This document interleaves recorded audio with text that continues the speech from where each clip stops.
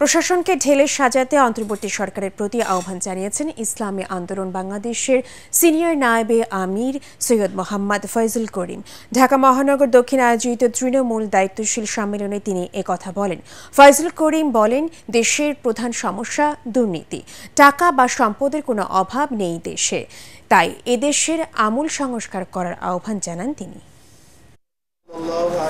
মাদক নিয়ন্ত্রণ অধিদপ্তরের দায়িত্বশীলরা সবচেয়ে বড় মাদকের ব্যবসা করে।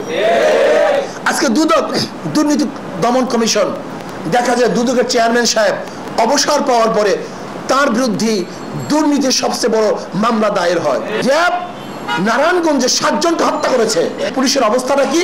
সেই পুলিশ নিরাপত্তার পরিবর্তে জনগণের বুকের উপরে গুলি ছুড়েছে। আমি বর্তমান অন্তর্বর্তী সরকারকে বলবো, আপনি প্রশাসনকে ঢেলে সাজান এবং জলদি কাজে লাগার ব্যবস্থা করুন।